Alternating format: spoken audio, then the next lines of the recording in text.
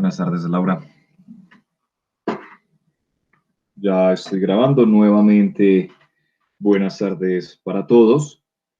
El día de hoy vamos a continuar con el tema de teoría espectral, tema que habíamos comenzado hace 15 días. Recuerden que el último examen del curso está programado para el viernes 11 de diciembre. Perfecto, entonces vamos a continuar.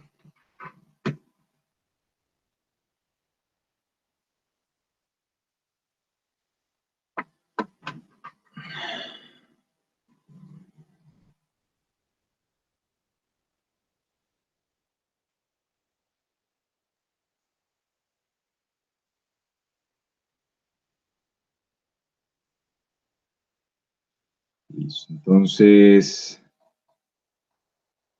habíamos quedado en la prueba hace 15 días. Habíamos mostrado que teníamos un espacio vectorial sobre los complejos dimensional y teníamos una transformación lineal de V en V no nula. Entonces, nosotros lográbamos mostrar la existencia de un número complejo de tal forma que ese escalar fuera un valor propio de t. Y allí el argumento supremamente importante a la hora de realizar la prueba de este hecho fue poder utilizar el teorema fundamental del álgebra que nos dice que podemos factorizar cualquier polinomio en factores lineales. Pero recuerden que este resultado únicamente lo tenemos cuando nosotros estamos en los complejos. No necesariamente todo polinomio sobre el conjunto de los números reales se factoriza en factores lineales. Hay algunos polinomios que se puede hacer, pero no necesariamente todos. Entonces, el día de hoy vamos a comenzar con el tema de diagonalización.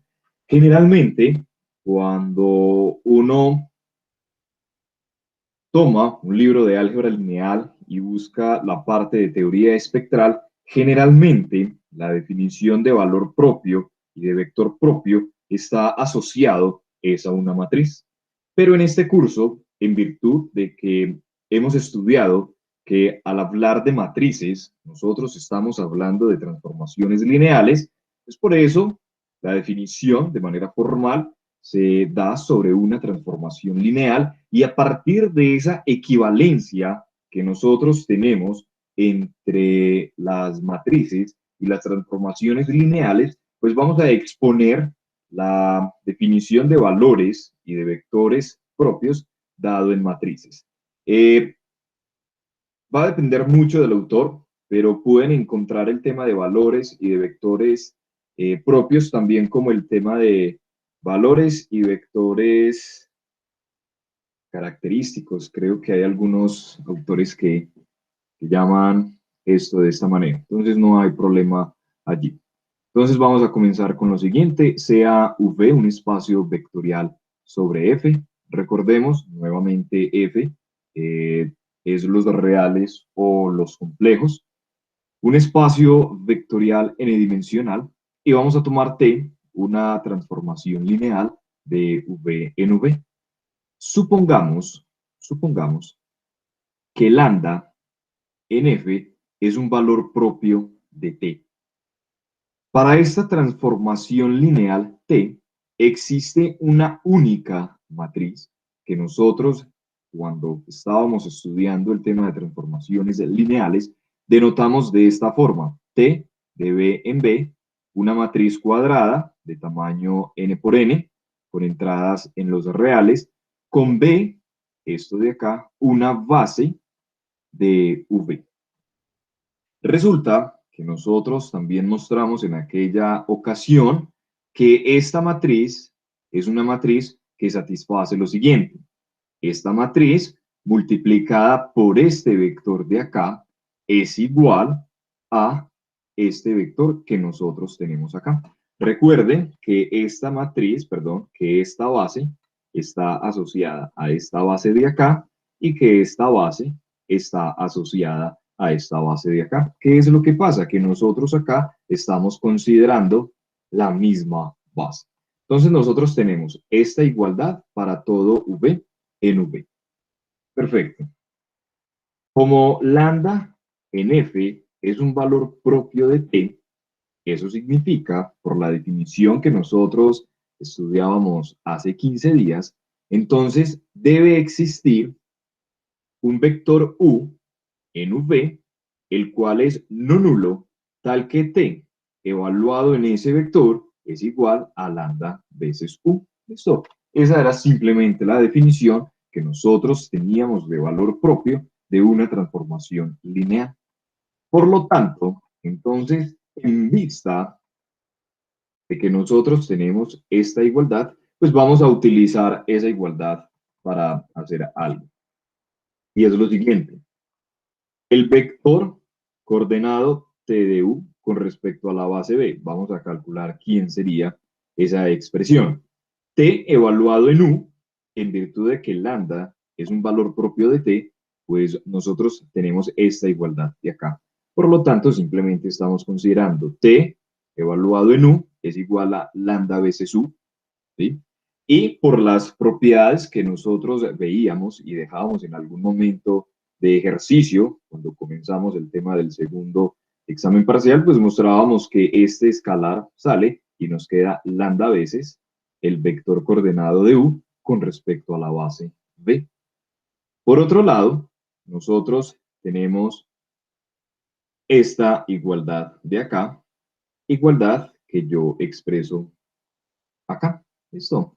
Ahora, por la transitividad en la igualdad, pues nosotros ¿qué tenemos?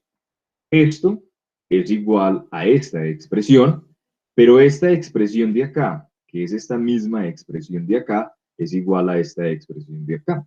Por lo tanto, por la transitividad en la igualdad, pues nosotros lo que tenemos es que T de B por el vector coordenado de U con respecto a B es igual a lambda veces el vector coordenado con respecto a la base B. Entonces, este vector de acá es un vector que está ¿en dónde? Es un vector que está en Fn, porque recordemos que, ¿qué es esto? ¿Qué es U? Simplemente acá lo voy a recordar. ¿Quién sería U con respecto a la base B? Entonces, simplemente lo que nosotros hacemos es tomar el vector U, que está acá en este espacio vectorial, sabemos que es distinto del vector 0, y lo que nosotros hacemos es escribir a este vector U como una combinación lineal de los elementos de una base de B. Y luego lo que nosotros hacemos, entonces voy a poner por acá, existen alfa sub 1 hasta alfa sub n que están en F, ¿cierto? Y este vector de acá no es más que el vector que está conformado por los escalares con los cuales nosotros escribimos este vector con respecto a esta base. Entonces, este vector de acá no es más que un vector en Fn. ¿Listo? Recuerden, siendo F, ya sea los reales o los complejos. Dicho esto, entonces, esto a nosotros nos va a permitir tener la siguiente definición. Recuerden que esto es una matriz, esto es un vector en Fn, esto es un escalar en F y esto es un vector en Fn. Entonces, esta es la definición que generalmente aparece en los textos de álgebra lineal y dice lo siguiente: sea A una matriz cuadrada con entradas en F, lambda, un elemento en F, un escalar, es llamado valor propio de A si existe un X en Fn no nulo, tal que A por X es igual a lambda veces X. En este caso, al vector X se le llama vector propio asociado al valor propio lambda. Entonces, a el vector simplemente nosotros lo vamos a denotar, ¿sí?, con esta flecha en la parte de arriba, asociando al término vector. Esto es simplemente una notación que adoptamos acá en este curso. Quizá algunos autores pues lo manejen de forma diferente. Entonces tenemos allí la definición de valor y de vector propio. Esta definición, lo que nosotros acabamos de ver, está totalmente relacionado con el concepto de transformación lineal. Entonces recordemos, lo hemos enseñado en varias ocasiones, que el concepto de matriz y el concepto de transformación lineal están totalmente ligados. Igual en clase mostramos la equivalencia entre esos dos conceptos. Continuamos entonces acá con una definición. Sea A una matriz cuadrada con entradas en F, se dice que A es diagonalizable si existe una matriz C invertible tal que el producto de C con A con C a la menos 1 es igual a una matriz diagonal lambda 1 lambda n. Simplemente acá para recordar, creo que en algún momento ya lo había mencionado, pero lo vuelvo a escribir. La matriz diagonal lambda 1 lambda n no es más que una matriz cuadrada de tamaño n por n, donde en la diagonal aparecen los términos que están expresados acá y las demás entradas son cero. Entonces esta expresión no es más que esta matriz de acá. Entonces, en vista de que la matriz es invertible, tiene sentido considerar C a la menos 1.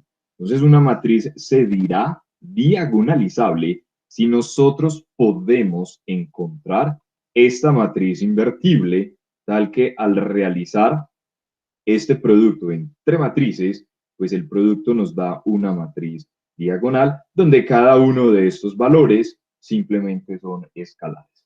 Entonces, por ahora, dejo como pregunta para ustedes, que si me la pueden contestar en este momento, pues sería genial.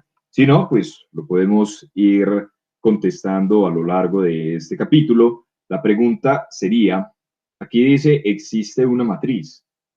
¿Será que esa matriz es única?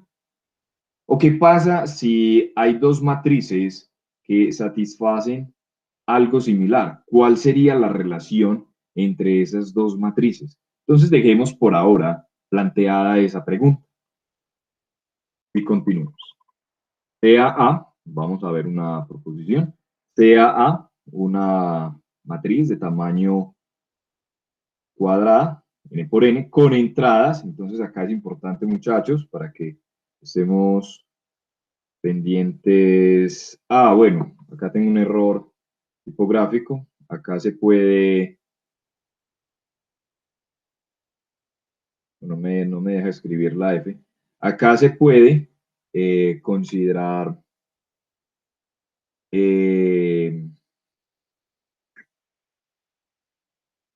mira una cosa.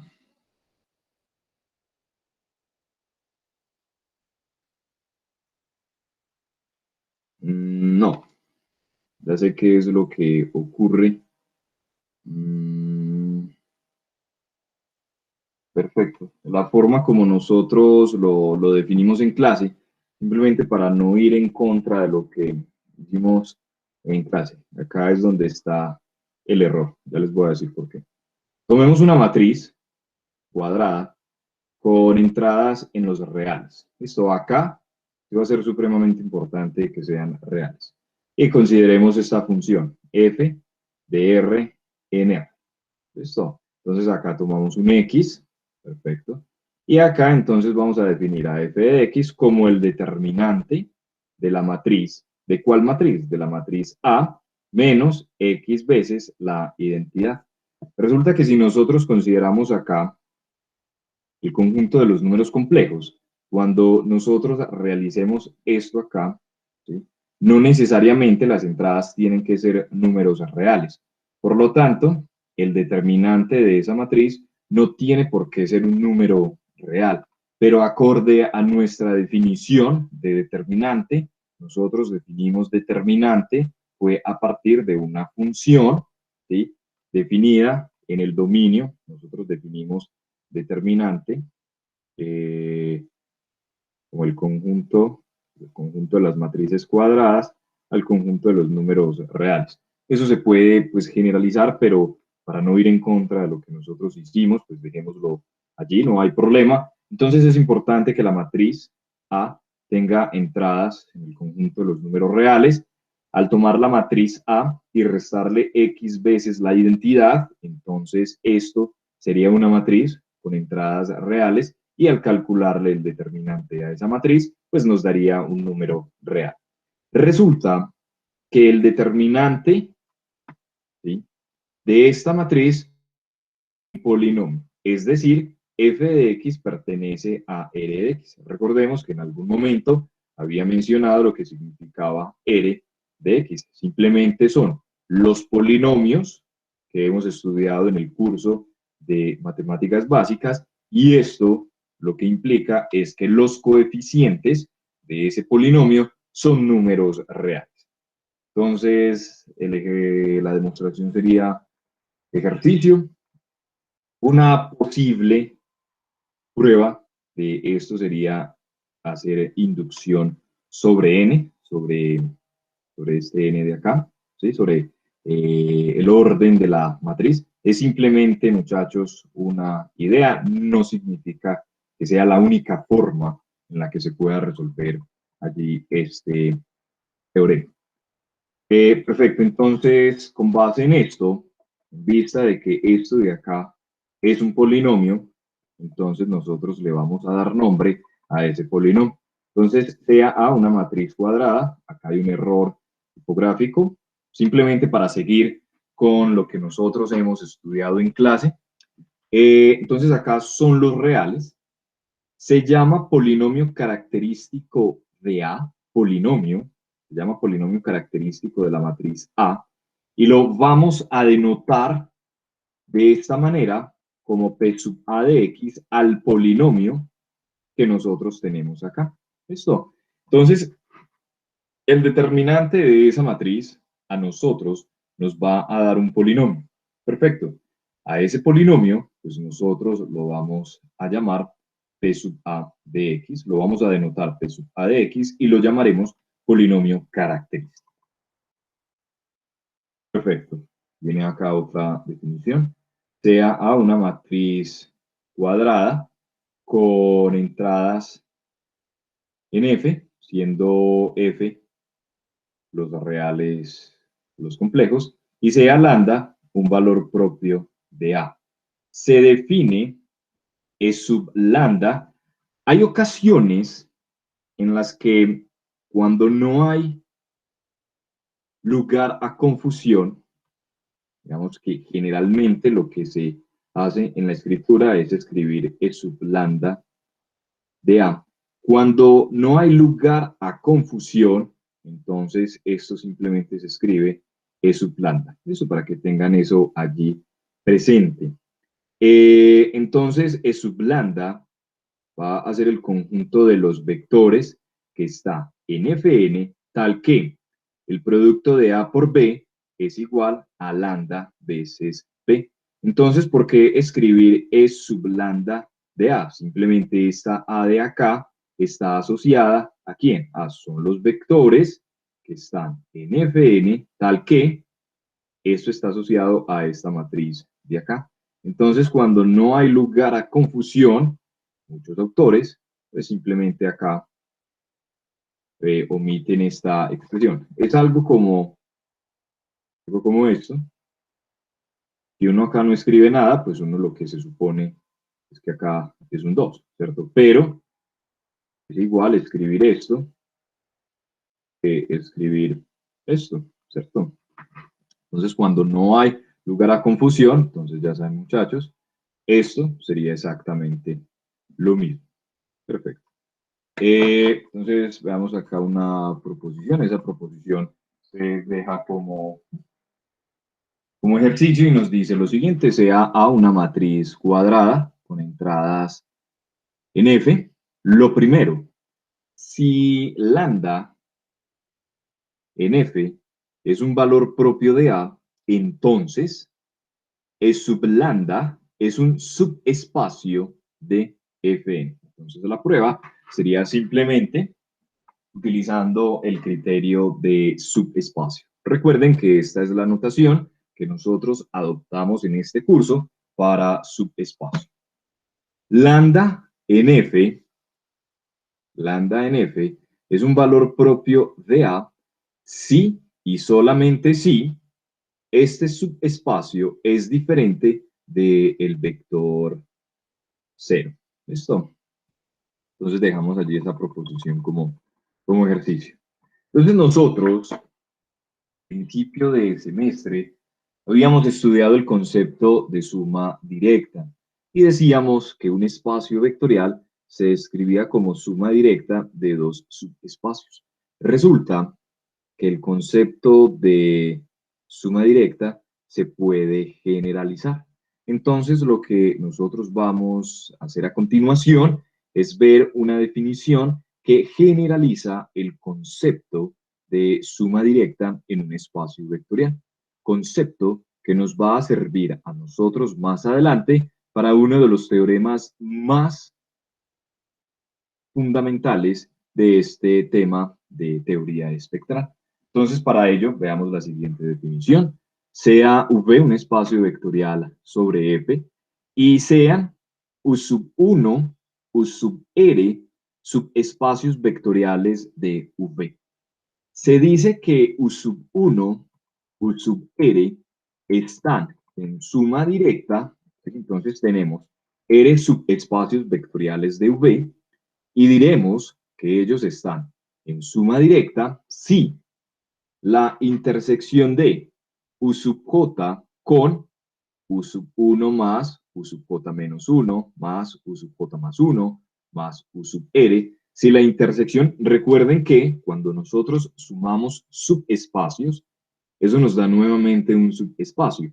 Entonces diremos que estos subespacios están en suma directa si cada vez que nosotros realicemos esta intersección entre este subespacio y este subespacio de acá, esto siempre nos va a dar 0. Y esto se tiene que cumplir para todo J desde 1 hasta R. ¿Listo? Entonces acá estamos considerando la suma de todos los subespacios excepto este que nosotros tenemos acá. ¿Listo? Entonces, si eso se cumple, lo que nosotros vamos a decir es que estos subespacios están en suma directa. Entonces, eso allí es una definición en abstracto, pero vamos entonces a realizar la siguiente proposición, donde vamos a usar esta definición. Sean A una matriz cuadrada con entradas en F y lambda 1, lambda R escalares, los cuales son valores propios de A, donde lambda sub I es diferente de lambda J para I y J en este conjunto de índices. Entonces, lo que nosotros vamos a demostrar es que E sub lambda 1, E sub lambda R están en suma directa. ¿Listo? Entonces, en principio, uno lo que hace es lo siguiente. Yo tengo estos, digamos, escribámoslo de manera general. Yo tengo R subespacios, son subespacios de V. Entonces, yo voy a realizar la suma directa sobre todos ellos. Entonces, yo lo escribiría de esta manera. Desde 1 hasta R de U sub I. Entonces, la pregunta que se puede hacer uno al principio, una pregunta natural, es, bueno, ¿esto es igual a quién? Entonces, resulta que nosotros en el primer capítulo habíamos dicho que un espacio vectorial está en suma directa si se puede escribir como la suma de dos espacios vectoriales, como la suma directa de dos espacios vectoriales. Resulta que en principio, esto es simplemente en virtud de que la suma de subespacios es un subespacio, entonces esto en principio, ¿sí?, es simplemente un subespacio. Más adelante es simplemente un subespacio de V en virtud de que la suma de subespacios como tal es un subespacio de V. Resulta que nosotros más adelante veremos que cuando la suma directa de estos subespacios sea igual, por ejemplo, a Rn, entonces nosotros diremos que la matriz como tal será diagonalizable. Entonces, eso nosotros lo vamos pues a ver más adelante y es como uno de los objetivos de este curso, mostrar y dar condiciones sobre las cuales nosotros vamos a poder decir cuando una matriz es diagonalizable. Entonces, eso es lo que nosotros vamos a hacer, pero para realizar la prueba, pues necesitamos unas cosas previas. Entonces, realicemos la demostración de esta proposición por inducción. Entonces, para hacerlo por inducción, comenzamos con R igual a 2. ¿Listo? Entonces, sean lambda 1 y lambda 2, dos valores propios de A, con lambda 1 distinto de lambda 2. Lo que nosotros debemos mostrar para corroborar que en efecto estos espacios vectoriales están en suma directa, pues lo que nosotros debemos verificar es esta condición de acá. Como simplemente nosotros tenemos dos subespacios, pues lo único que nosotros debemos verificar es que U sub 1, perdón, nosotros queremos mostrar que estos subespacios están en suma directa, pues lo que nosotros debemos mostrar es que la intersección de estos dos subespacios tiene que ser ¿quién? El vector cero. Entonces, para ello, lo que nosotros vamos a hacer es lo siguiente. Tomamos un vector en E de lambda 1 interceptado E de lambda 2. ¿Qué significa que V esté en esta intersección? Eso significa que V pertenece a E de lambda 1 y que V pertenece a E de lambda 2. ¿Pero qué significa que V pertenece a E de lambda 1? Ah, eso significa, ¿sí? Ese, me enredó la lengua allí. ¿Qué significa esto? Por acá ya lo borré. ¿Qué significa que V pertenece a esto? Ah, simplemente significa que la matriz A por el vector V es igual a lambda 1 por el vector B. ¿Qué significa que V esté en E de lambda sub 2? Significa que el producto de A con el vector B es igual a lambda 2 por el vector B. Entonces nosotros tenemos por este lado que lambda 1 de B es igual a de B, pero por este lado tenemos que A de B es igual a lambda 2 de B, que es lo que tenemos allí. Entonces, por la transitividad en la igualdad, nosotros podemos decir entonces que lambda 1 de B menos lambda 2 de B es igual a 0. Tomando factor común por las, no factor común, sino por las condiciones, por las propiedades de espacio vectorial, pues nosotros esta igualdad de acá la podemos ver como lambda 1 menos lambda 2 por el vector B igualado a 0. Entonces, de acá, nosotros podemos decir que el escalar lambda 1 menos lambda 2 es igual a 0 o que el vector B es igual a 0. Pero en virtud de que, por hipótesis, nosotros estamos asumiendo que estos dos valores son diferentes, entonces esto de acá no se cumple. Y si esto de acá no se cumple, entonces lo que se debe cumplir es que el vector V es igual a 0, que es lo que tenemos acá. Entonces, lo que nosotros hemos acabado de demostrar es que E sub lambda 1 interceptado E sub lambda 2 está contenido en el vector 0. Y dado que el 0 siempre está contenido en los subespacios, entonces nosotros tenemos acá esta igualdad. Entonces, hemos mostrado el paso base. ¿Qué vamos a hacer ahora?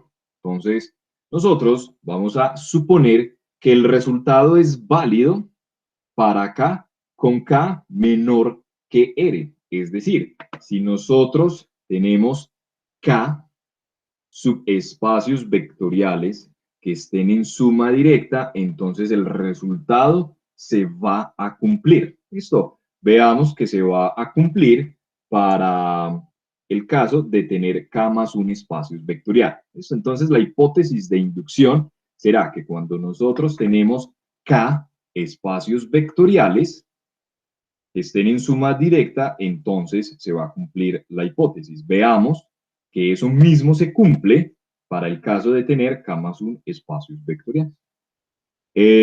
Subespacios vectoriales, perdón.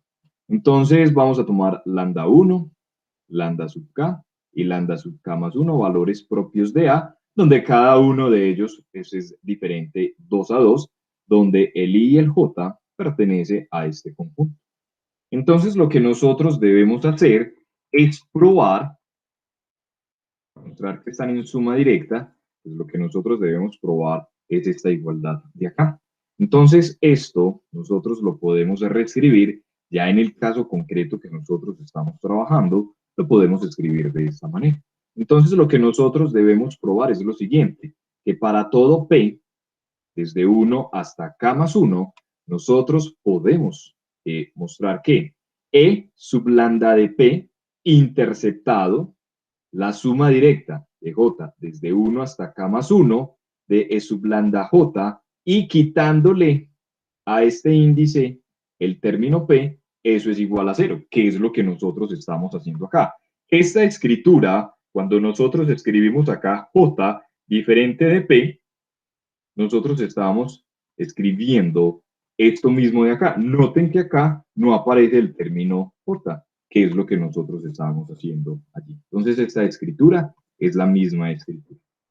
Entonces, sin pérdida de generalidad, para que el cálculo sea mucho más pedagógico, si es válido el concepto, pues vamos a suponer que P es igual a K más 1. Es decir, que este de acá va a ser K más 1. ¿Para qué? Para que esta sumatoria acá, pues simplemente nos quede la sumatoria de J desde 1 hasta K. ¿Listo? Entonces, lo que nosotros debemos hacer es algo análogo a lo que hacíamos en la parte de arriba. Vamos a tomar un vector en esta intersección de espacios vectoriales.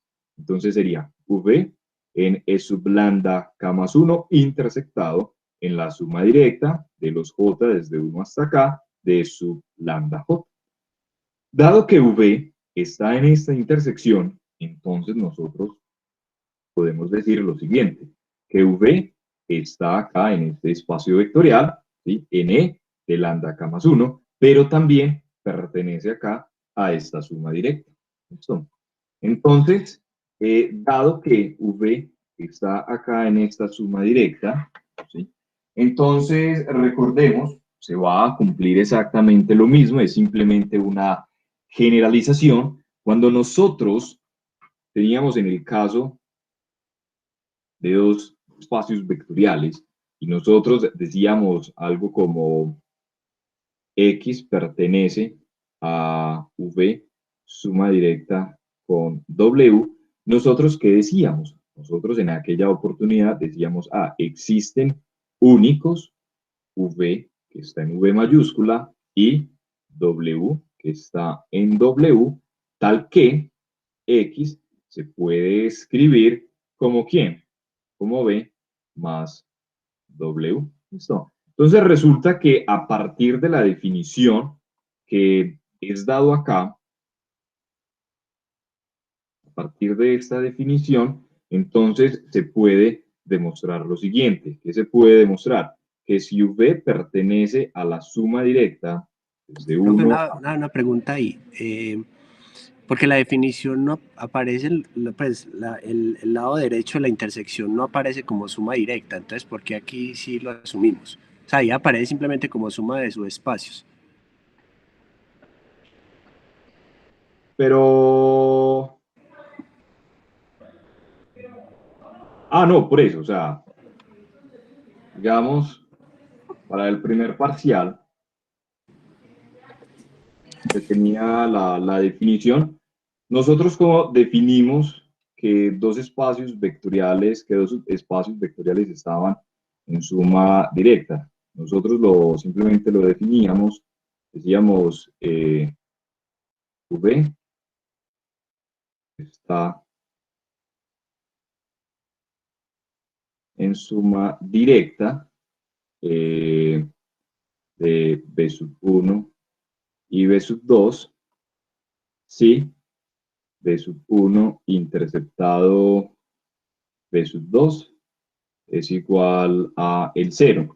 Y nosotros decíamos, esa era la definición que nosotros teníamos. Nosotros decíamos lo siguiente, si V está en suma directa de B sub 1 y B sub 2, nosotros escribimos esto. ¿Cómo lo escribimos? Lo escribimos como B igual a B sub 1 más B sub 2. Y luego nosotros teníamos una proposición que nos decía lo siguiente. Si B se escribe como B sub 1 más B sub 2, ¿cierto? Esto era, si esto, sí, y solamente sí, existen únicos B sub 1 en B y B sub 2 en B, tal que E se puede escribir como B sub 1 más B sub 2 para todo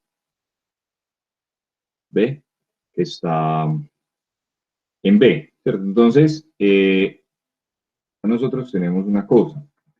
La definición como tal es esto. Nosotros vamos a decir que están en suma directa si se cumple esta igualdad de acá. ¿Listo? Pero tener un elemento acá, ¿sí?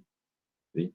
Tener un elemento acá con base en lo que acabo de decir y siendo, puede mostrar, es como una generalización de ese hecho, se puede mostrar que existen únicos, U sub, llamémoslos mejor, U sub i, están en U sub i para todo i, desde 1 hasta r, ¿sí? De tal forma que B se puede escribir como la sumatoria de estos alfa sub i. Entonces, a la pregunta del compañero, ¿sí? Digamos que por definición lo que se tiene es, digamos para el caso 2, pues uno dice, están en suma directa, ¿sí? Si pasa esto. Pero yo puedo decir que B pertenece a la suma directa de estos de acá, ¿sí? Entonces, una cosa es que esta condición se debe cumplir para que estén en suma directa, pero ¿qué significa que esté acá en este espacio vectorial? Porque simplemente recordemos que cuando nosotros le ponemos este símbolo, ¿sí? Lo primero que debe ocurrir es que nosotros estamos sumando los espacios vectoriales. O sea, esto como tal es una suma de espacios vectoriales.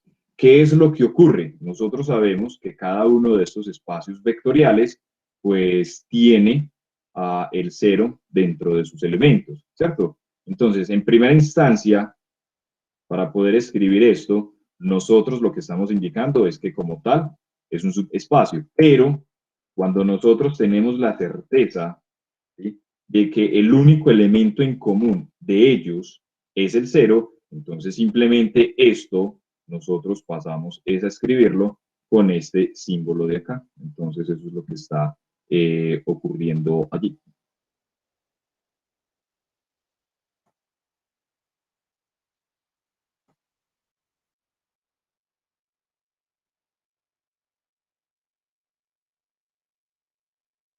Entonces, notemos que B pertenece acá a este espacio vectorial. Entonces, por lo que acabo de mencionar, existen únicos B sub J, ¿sí? La existencia me lo garantiza simplemente el hecho de que esté en este espacio vectorial. La existencia me lo garantiza esto. La unicidad me lo garantiza que se puede escribir como suma directa. Entonces, existen únicos B sub J en cada uno de estos subespacios para J desde 1 hasta acá, tales que este V se escribe como la suma de B sub 1, B sub K. Entonces, a esto nosotros lo vamos a llamar 1. Más adelante lo vamos a utilizar. Ahora, como V está acá en este espacio vectorial y también está acá, entonces se va a cumplir lo siguiente. Lo primero, el hecho de que B esté en E de sub lambda K más 1, eso significa, acorde a lo que nosotros escribíamos por acá,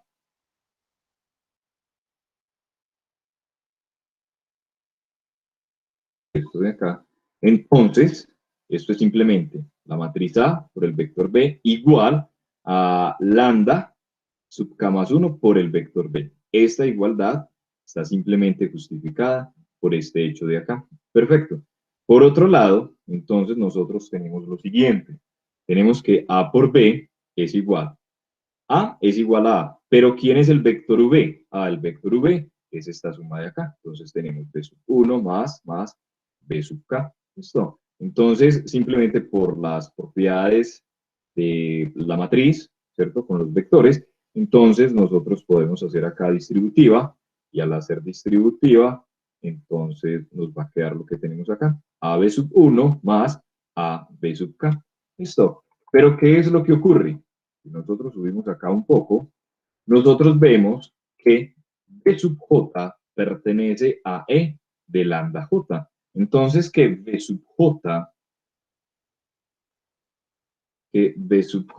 pertenezca a E de lambda sub J, esto es equivalente a decir que la matriz A por el vector B sub J es igual a lambda sub J por el vector B sub J. Y esto es válido para todos los J desde 1 hasta R. Creo que es hasta E. Bueno, acá lo estamos haciendo hasta acá. Perfecto. Entonces, con base en eso, AB sub 1 sería lambda 1 B sub 1, AB sub K sería lambda K B sub K. ¿Listo? Entonces, nuevamente, por este lado tenemos que la matriz A por B es igual a este valor. Y por este lado tenemos que la matriz A sub B, la matriz A por B es igual a este valor de acá. Entonces, por transitividad en la igualdad, pues nosotros tenemos que lambda sub K más 1 por el vector B es igual a lambda 1 por el vector B sub 1 más lambda sub K por el vector B sub K. Y a esta igualdad, entonces nosotros la llamaremos 1. Listo. Recordemos quién es 1. 1 es esta expresión de acá. Lo que voy a hacer, lo que se va a hacer, es multiplicar a 1 por el escalar lambda sub k más 1. Entonces multiplicamos acá por lambda sub k más 1 y acá por lambda sub k más 1. Al realizar entonces esa multiplicación, ¿qué nos va a quedar? Nos va a quedar lambda sub k más 1 por el vector b será igual a ¿quién? A lambda sub k más 1 por el vector b sub 1 más lambda sub k más 1 por el vector b sub k más 1. Y a esto entonces nosotros lo llamaremos 3. ¿Qué vamos a hacer ahora? Entonces lo que vamos a hacer ahora es restar esta igualdad con esta igualdad de acá. Nosotros podemos hacer eso en virtud de que esto está en V, esto está en V, estamos en un espacio vectorial y podemos considerar esta operación allí. Entonces cuando nosotros realicemos esa operación, pues este vector menos este vector nos daría 0. Por eso acá tenemos 0. Y al realizar la resta, simplemente lo voy a escribir por acá, nosotros tenemos lambda 1 b sub 1 más lambda sub k b sub k. Nosotros lo estamos restando con lambda sub k más 1 b sub 1 menos lambda sub k más 1 b sub k. Cuando nosotros realizamos esto, acorde a las propiedades de espacio vectorial, nosotros podemos tener esto, lambda 1 menos lambda sub k más 1 por el vector b sub 1 más, así sucesivamente, hasta lambda sub k menos lambda sub k más 1 por el vector b sub k. Igualdad que nosotros tenemos acá. ¿Listo? Entonces, muchachos, que esto de acá es un espacio vectorial, es un subespacio vectorial, ¿sí? Nosotros sabemos que este b sub 1 es un vector que está en este subespacio vectorial. Perfecto. Esto de acá es un escalar. En virtud de que esto es un subespacio vectorial y este elemento, este vector, está en este subespacio vectorial, cuando yo tome este vector y lo multiplique por este escalar, pues este vector como tal va a estar en este subespacio vectorial en virtud de ¿qué? De que ese elemento allí, ¿sí? Es un elemento del subespacio vectorial que nosotros tenemos acá. ¿Listo? Entonces, de esta manera, ¿sí? Y en virtud, muchachos, de que nosotros tenemos por hipótesis inductiva que el resultado se cumple para el caso de tener K subespacios vectoriales, ¿sí? En virtud de que este está en E de lambda más 1, ¿este dónde estaría? Ese estaría en E de sub lambda K, ¿cierto? Entonces, dado que el resultado se tiene para K subespacios vectoriales, pues nosotros vamos a decir que esto pertenece a la suma directa desde 1 hasta acá de E sub lambda J. Esto. Entonces recuerden, nosotros podemos decir, en principio, se puede decir esto, por lo que acabo de mostrar, pero escribir que toda esta suma está en suma directa es en virtud de nuestra hipótesis inductiva. Listo. Entonces, por lo que mencionaba ahora, la escritura es única cuando nosotros estamos trabajando en este espacio vectorial. Entonces, en virtud de que la escritura es única, nosotros al 0 lo podemos escribir como ¿quién? Como 0 más 0, ¿cierto? Por lo tanto, lo que se debe cumplir es que esta expresión de acá es 0. Noten, muchachos, recordemos algo. El 0 también se puede escribir como 0 más 0. Entonces, en virtud de que la escritura es única, ¿sí? Este elemento de acá, pues tiene que ser 0. Es decir, cada uno de estos elementos de acá tiene que ser 0 en virtud de que la escritura como tal es única y yo al 0 lo puedo escribir de esta manera. Por lo tanto, cualquier otra escritura, pues tiene que ser igual a esta que nosotros tenemos acá. Por lo tanto, entonces nosotros tenemos que lambda sub j menos lambda sub k más 1 por el vector b sub j es igual a 0 y esto es válido para todo j desde 1 hasta acá. Entonces, si nosotros tenemos acá esta igualdad, ¿qué es lo que se debe cumplir? Lo que se debe cumplir es que lambda j menos lambda sub k más 1 es igual a 0 o este vector de acá es el vector 0. Pero ¿qué es lo que ocurre?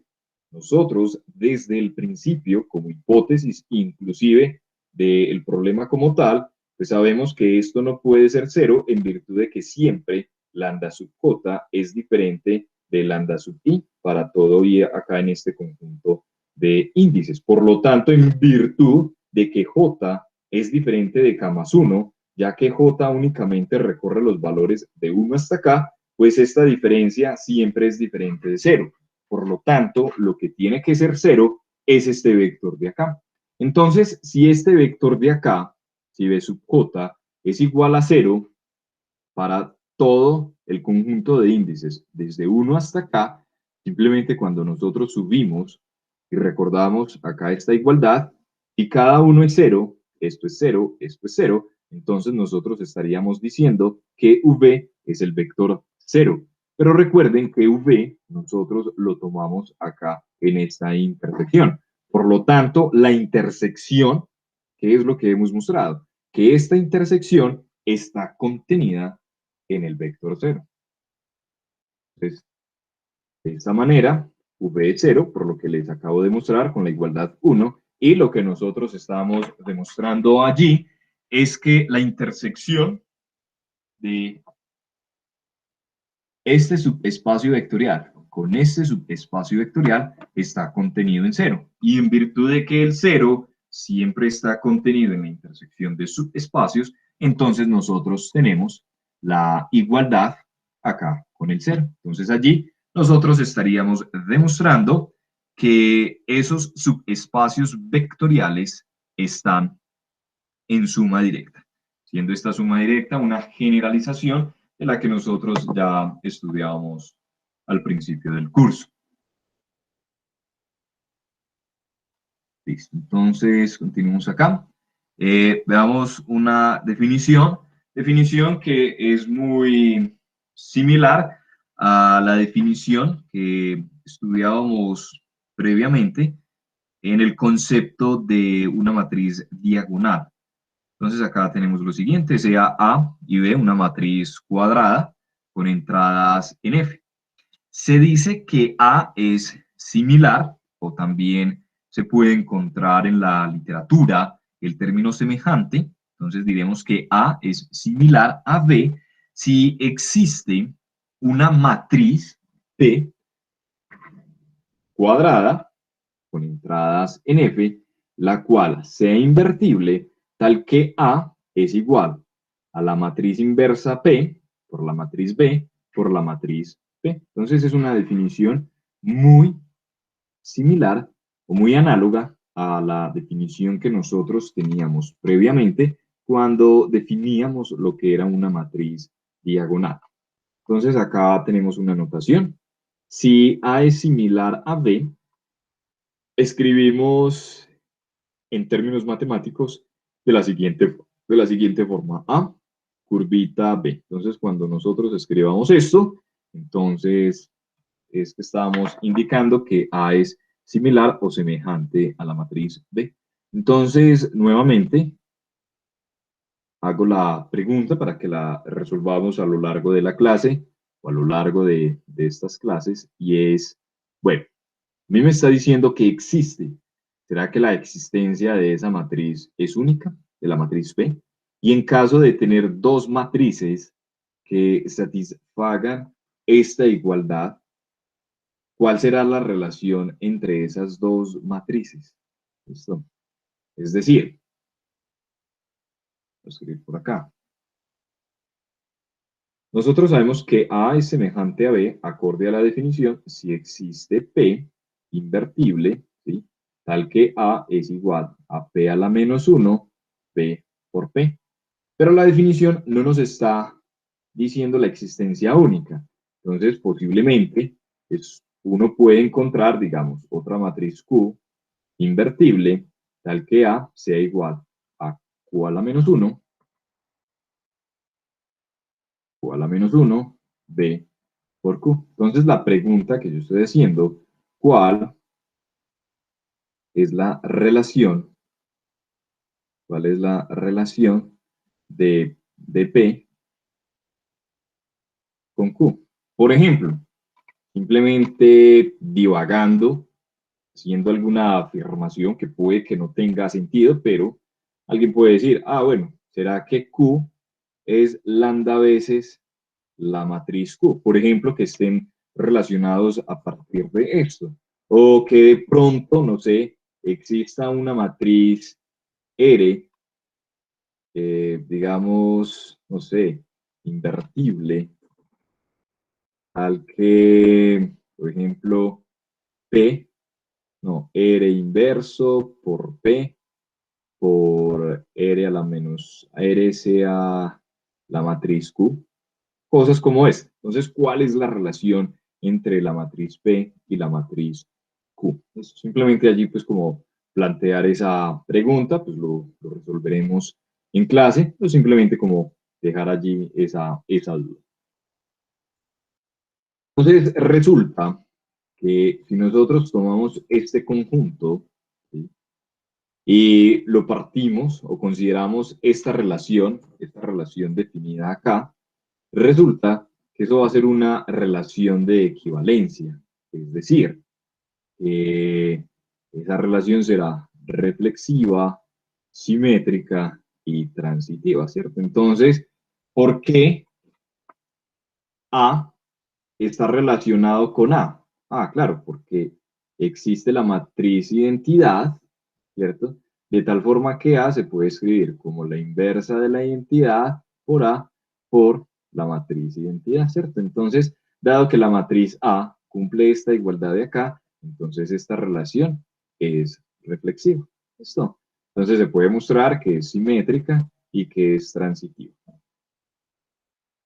Digamos que si no han visto lo que es una relación de equivalencia, no va a ser, digamos, como supremamente determinante para el curso, pero simplemente por eso allí lo pongo como observación, o sea que lo que está haciendo de alguna u otra manera, como lo puede ver uno gráficamente, si acá está el conjunto de las matrices, entonces lo que está haciendo eso de alguna otra forma es como este tipo de cosas, ¿no? Algo así. Entonces una pregunta que sería bien interesante, ¿sí?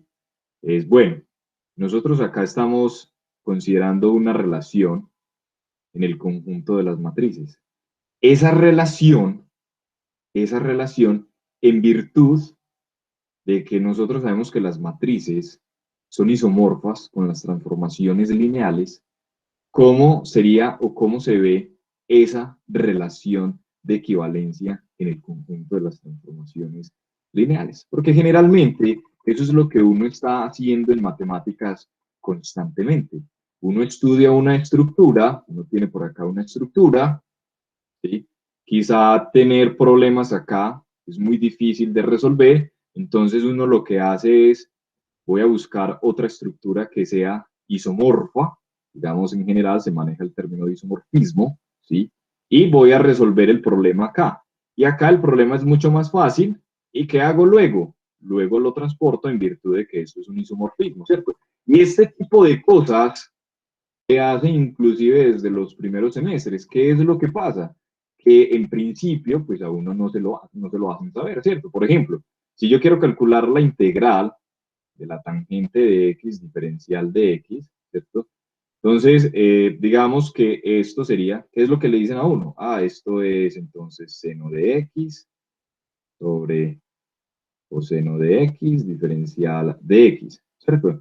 Entonces, cuando uno ve esto en la variable x, a uno le parece, digamos, en principio, pues difícil. Entonces, uno está acá en la variable x, pero le dicen a uno cuando está viendo este tema, ah, si usted hace u igual a coseno de x, entonces el diferencial de u sería menos seno de x diferencial de x, ¿cierto? Entonces usted está haciendo un cambio de variable, entonces usted se está moviendo, acá tiene la variable x, acá tiene la variable u, entonces esto por el cambio de variable simplemente sería menos diferencial de u sobre u. Entonces, en la variable x en principio sí ve un poco compleja, pero cuando usted lo lleva a la variable u, ya usted dice, ah, eso es muy fácil, esto es simplemente menos logaritmo natural de valor absoluto de u, ¿cierto? Entonces, ¿qué fue lo que hizo? Ah, resolví el problema acá, ¿cierto? Pero usted se debe resolver, usted se debe devolver en virtud de que su función es dado en términos de x. Pero usted cómo se devuelve? Ah, pues simplemente eso sería menos logaritmo natural de valor absoluto de coseno de x, ¿cierto? Entonces, este tipo de cosas, ¿sí? En una estructura matemática puede ser muy difícil, entonces uno lo lleva a otra estructura matemática, ¿cierto? Y uno se devuelve, ¿sí? Entonces, por ejemplo, ¿qué van a estudiar en el curso de, digamos, de cuerpos o de campos si llegan a la teoría de Galois? Ah, ustedes tienen un polinomio acá, ustedes quieren mirar si lo pueden resolver a través de radicales, entonces lo que se hace es que se lleva a la teoría de Galois, le asocian un grupo, resuelven allá, miran si el grupo es soluble, si es soluble, entonces ustedes se pueden devolver. Entonces, básicamente, eso es lo que uno está haciendo en matemáticas constantemente, llevando el problema a un modo mucho más fácil y mucho más ameno, ¿cierto? Ambas cosas, estas dos cosas son iguales, sino que acá nosotros lo estamos mirando en la variable x, pero acá nosotros lo estamos mirando en la variable y. Entonces, eso es lo que generalmente uno hace en matemáticas y es lo que generalmente pues, uno trabaja. Perfecto, entonces esto simplemente pues me desvié ahí como un poquito, definiendo acá esta relación de equivalencia en las matrices. ¿Cómo se ve eso en el conjunto de las transformaciones lineales? ¿Verdad? Entonces es ahí donde uno se puede empezar a enloquecer y qué bien, afortunadamente pues existe esto. Entonces, veamos la siguiente proposición. Sean A y B, dos matrices cuadradas. Si A es similar a B, entonces los polinomios característicos de ambas matrices van a ser iguales. ¿Listo? Entonces, si dos matrices son similares, entonces los polinomios característicos van a ser iguales. Esta proposición, más adelante, nosotros la vamos a usar. Entonces, vamos a hacer la demostración de ese hecho. Como A es similar a B, ¿cuál es la definición? La definición nos dice que existe una matriz P del tamaño adecuado, ¿sí? Invertible, la cual satisface que A es igual a P a la menos 1, B por P. Entonces, cuando nosotros realizamos este producto de acá, pues nos va a dar el valor de A. Eso es simplemente la definición de que la matriz A y B sean similar o semejantes. Pues, simplemente estamos utilizando allí la definición. Perfecto. Entonces, ¿cuál es la definición del polinomio característico de A? Nosotros queremos mostrar esta igualdad. ¿Cómo nosotros demostramos una igualdad? Pues tomamos un lado de la igualdad, comenzamos a realizar cuentas, a realizar detalles y pues debemos llegar al otro lado de la igualdad. Entonces el polinomio característico de la matriz A es este polinomio que nosotros tenemos acá, es el determinante. Voy a subir simplemente para recordarlo.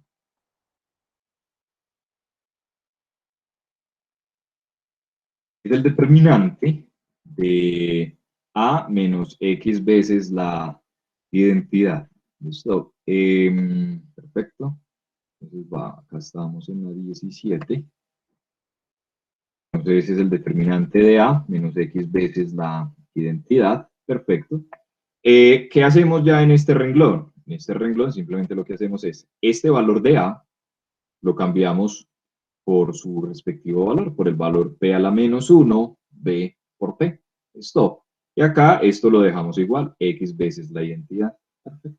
Entonces, ¿dónde está el truco? ¿Sí? Lo que les decía en algún momento, pues uno debe mirar las demostraciones en los textos y los textos le irán a uno dando esa malicia a la hora de considerar y de realizar pruebas. Entonces, si uno, digamos en principio, comienza a hacer esto solo, o por lo menos lo digo yo como estudiante, yo me quedaría acá.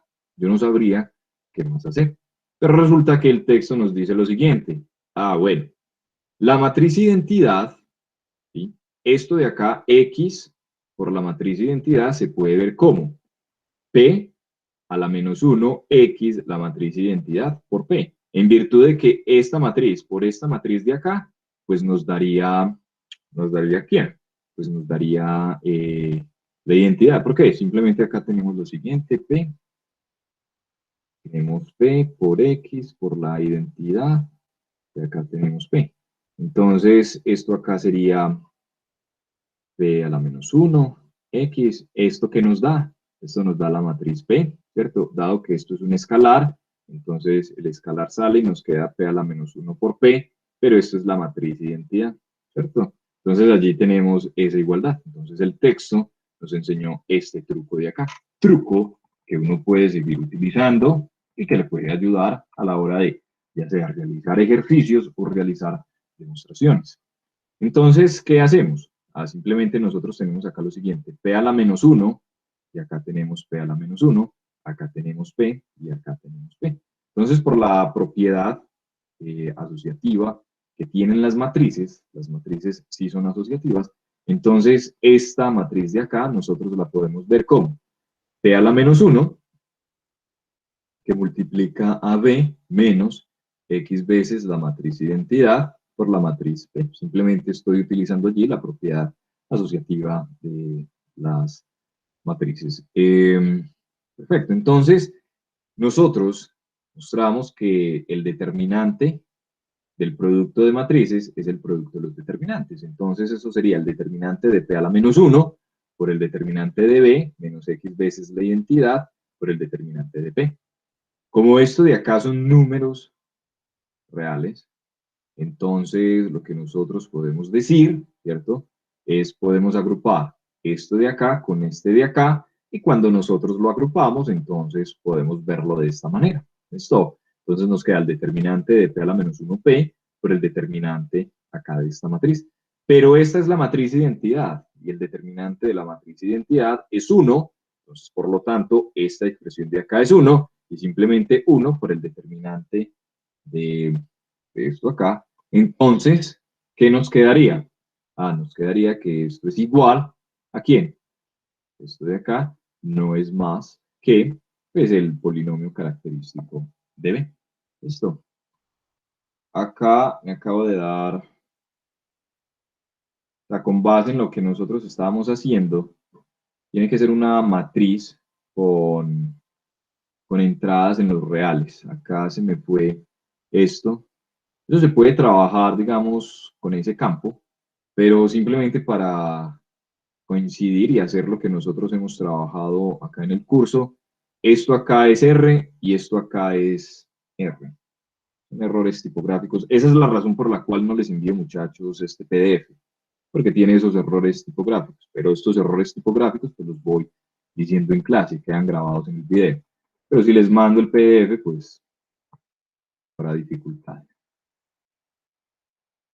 Listo, entonces acá tenemos un ejemplo, perdón, un ejercicio que es bien interesante y nos dice lo siguiente. Sea A una matriz cuadrada con entradas en F, acá sí es F. Igual muchachos, si de pronto los enreda a trabajar con este F, ¿sí? No hay problema, trabajen con R. Simplemente acá en clase pues muestro que esos resultados se pueden considerar de manera más general, pero si quieren trabajar todo en R para evitar como dificultades, no hay problema. Igual como hemos visto en los parciales, generalmente los puntos están trabajados en R. Pues entonces, si de pronto los enreda o algo, pues lo pueden trabajar en los reales, no hay problema. Y T, una transformación lineal de Fn en Fn, definida de esta forma, como la matriz que nosotros tenemos acá, ¿sí? Por este vector X. Entonces, la matriz asociada a esta transformación lineal con respecto a la base B, ¿sí? Ambos tienen que ser la misma base, tienen que ser la misma base. Entonces, esa matriz va a ser similar a esta matriz de acá. ¿Listo? No necesariamente, y cuidado, no necesariamente, ¿sí? La matriz asociada a esta transformación lineal tiene que ser esta matriz, no necesariamente. Pero lo que sí se va a cumplir es que esa matriz es similar o es semejante a esta matriz A. Es decir, que están en la misma clase de equivalencia o que existe una matriz invertible P, tal que la matriz A se puede escribir como la matriz P invertible por esta matriz, por la matriz P. ¿Listo? Entonces ahora vamos a ver lo siguiente. Sea A una matriz cuadrada con entradas en F y lambda un escalar en F, pero ese escalar es un valor propio de A. Que lambda sea un valor propio de A significa que existe un X en Fn no nulo tal que satisface esta igualdad de acá. ¿Listo? Entonces, si nosotros tenemos allí esa igualdad, miren muchachos lo que vamos a tener. Uy, perdón. Tomamos esta igualdad, que es la igualdad que tenemos acá. Entonces tenemos a x igual a lambda veces x. Tener esta igualdad es equivalente a tener a por x menos lambda veces x. Esto igual a 0. ¿Qué fue lo que hice? Simplemente esta expresión de acá la paso al lado izquierdo y me queda 0. Perfecto. Pero esto de acá simplemente nosotros lo podemos ver como a menos, perdón, a por x menos lambda veces la identidad por x. ¿Por qué? Porque el x nosotros lo podemos ver como la matriz identidad por el vector x. Eso ya lo habíamos mencionado en alguna oportunidad. Entonces, por las propiedades de las matrices, nosotros esta igualdad de acá la podemos ver como a menos lambda veces la identidad por el vector x. ¿Listo? Entonces vamos con sí solamente sí. Ahora, resulta que esto no se ha dicho en clase, pero ha llegado el momento de decirlo.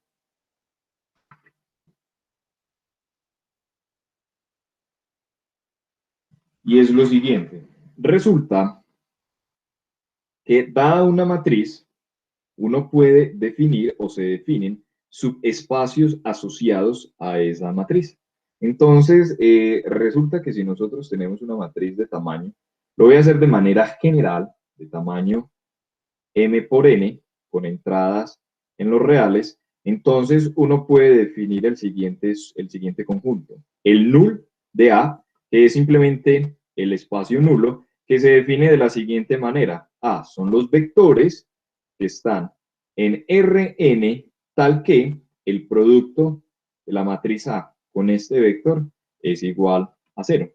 Resulta que se puede demostrar que el null de A es un subespacio de Rn. Entonces, a partir de una matriz, yo puedo definir algunos subespacios. Está el espacio nulo, está el espacio columna, ¿cierto? Entonces, esto no lo hemos visto en clase, pero simplemente por ahora vamos a necesitar el espacio nulo, que es este conjunto de acá. Se puede demostrar que es un subespacio de Rn. Entonces, resulta que nosotros tenemos acá la siguiente afirmación. Esto está probado en los textos de álgebra lineal, pero simplemente hagamos algo pequeño como para ver que con lo que tenemos y con lo que hemos visto en clase, pues también se puede hacer y que no necesariamente las teorías en matemáticas pues se tienen que dar de la misma forma. Entonces, si nosotros logramos encontrar un alfa diferente de 0, tal que A por alfa es igual a 0, ¿sí? Entonces nosotros vamos a poder afirmar, ¿sí?, que la matriz A no es invertible. Entonces resulta que si ustedes van a algún texto de álgebra lineal, pues seguramente esto, la prueba la harán con alguna técnica que no hemos visto en clase o con algunas técnicas sobre matrices. ¿Listo? Pero nosotros vamos a intentar hacerlo con lo que nosotros hemos hecho en clase. ¿Listo? Entonces, para ello, vamos a considerar lo siguiente, muchachos. Voy a hacer algo simplemente con una matriz pequeña. A por B, por C, por D. Voy a tomar una matriz de tamaño 2 por 2 y la voy a multiplicar por esto, alfa 1, alfa 2. ¿Listo? Entonces, vamos a multiplicar esto. Esto es una matriz de tamaño 2 por 2 y esto es un vector 2 por 1, o sea que el resultado nos tiene que dar un vector 2 por 1. ¿Qué hace uno acá? Esto sería A por alfa 1 más B por alfa 2, ¿cierto? Acá sería C alfa 1 más D alfa 2. Voy a organizar esto de manera un poco más cómoda. Este vector de acá yo lo puedo escribir como el vector A alfa 1, C alfa 1, más el vector B alfa 2, D alfa 2. ¿Listo? Entonces, esto de acá yo lo puedo ver como el escalar alfa 1 por el vector AC más el escalar alfa 2 por el vector BD. ¿Listo? Entonces, ¿qué es lo que tengo? Acá tenemos una matriz y acá tenemos un vector. Resulta que cuando uno tiene el producto de A por un vector, esto simplemente se puede escribir como la sumatoria, ¿sí?, del escalar del vector alfa, ¿cierto? De 1 hasta 2 por la columna de la matriz J. Noten que esta es la primera columna y esta es la segunda columna. Entonces, esto se puede generalizar, se puede hacer de tamaño n, ¿cierto? Entonces, cuando nosotros tenemos una matriz de tamaño m por n, ¿sí?, con entradas en los reales, tomamos un X, un vector acá en Rn, entonces el producto de A por X nosotros lo podemos escribir como la sumatoria desde 1 hasta n de las entradas de este vector X sub j por las columnas de la matriz A. Entonces, nosotros tenemos esta igualdad. Perfecto. Y listo. Entonces, con base en eso, vamos a mostrar este resultado de acá. Resulta que, vuelvo y repito, si ustedes van a textos de álgebra lineal, pues lo harán de otra manera. Acá nosotros lo vamos a hacer con lo que nosotros tenemos hasta ahora. Entonces, nosotros estamos suponiendo, estamos mostrando que si existe un alfa diferente de 0, tal que pasa esto. Entonces, A por alfa es igual a 0. Entonces A por alfa, según esta igualdad de acá, simplemente sería la sumatoria, vamos a escribirlo por acá, entonces tenemos que 0 es igual a A por alfa, pero esto según esta igualdad de acá sería la sumatoria de j desde 1 hasta n de alfa j a sub j, ¿cierto? Pero como este vector de acá es el vector 0, ¿qué es lo que ocurre? ¿Cierto? Entonces, como alfa es diferente del 0, tiene que existir un índice desde 1 hasta n, tal que ese alfa sub k es diferente de 0, ¿cierto? Dado que, pues este es el vector 0. ¿Listo? Entonces, dicho eso, pues nosotros, ¿qué podemos decir? Lo que nosotros podemos decir es que a partir de esta igualdad, que 0 es igual a alfa 1 a sub 1 más alfa sub k a sub k más alfa sub n a sub n, ¿cierto? Entonces, dado que este es diferente de 0, ¿qué es lo que voy a hacer? Este lo voy a pasar para el otro lado y me queda menos alfa sub k a sub k igual a alfa sub 1 a sub 1 más alfa sub n a sub n, ¿cierto? Y pues dado que este es diferente de 0, pues voy a dividir por ese número. Entonces al dividir por ese número me quedaría alfa 1 sobre menos alfa sub k. Esta expresión de acá, como hacíamos en algún momento, simplemente lo voy a llamar así como gamma sub 1 a sub 1 más gamma sub n a sub n. Entonces, lo que nosotros estamos mostrando acá con esta igualdad es que una de las columnas de la matriz se puede escribir como combinación lineal de las otras columnas. Entonces, ¿esto qué nos está diciendo? Entonces, luego, si yo considero este conjunto,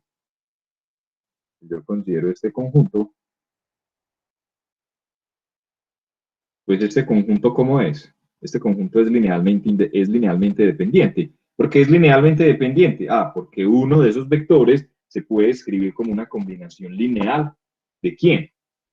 Pues de los demás vectores. Entonces, si nosotros tenemos este conjunto de vectores que es linealmente independiente, por lo que nosotros hacíamos el miércoles hace 8 días, ¿nosotros qué podíamos decir?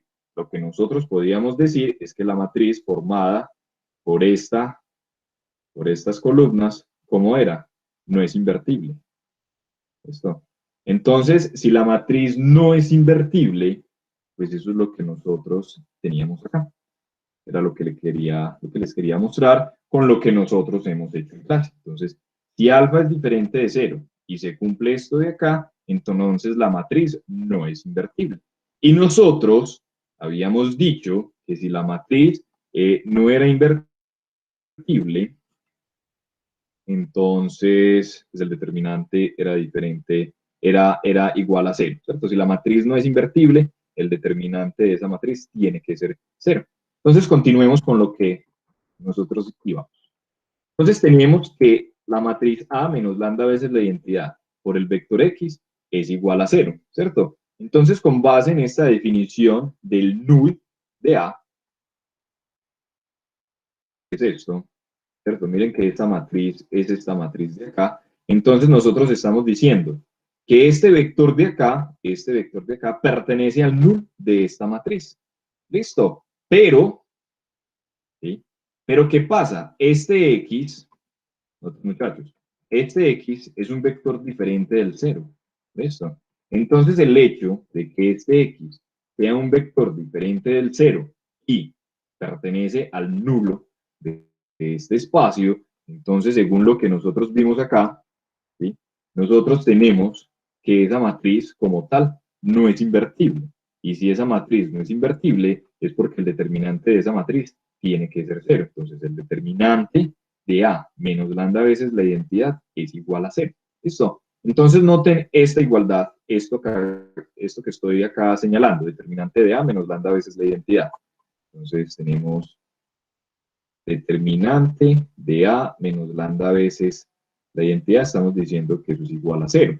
Pero nosotros habíamos dicho que P de X era igual al determinante de A menos X veces la identidad. Entonces, si nosotros evaluamos a este polinomio en lambda, sería cambiar el lambda, sería cambiar la X por el lambda. Cuando nosotros cambiamos la X X por el lambda, con base en esta igualdad, pues nosotros tenemos 0. ¿Qué es lo que nosotros estamos diciendo acá con esta igualdad? Si uno tiene un polinomio y lo evalúa en un escalar y es igual a 0, pues uno lo que está diciendo es que este valor de acá, este escalar, es una raíz de este polinomio. Entonces, eso es lo que nosotros vamos a decir acá.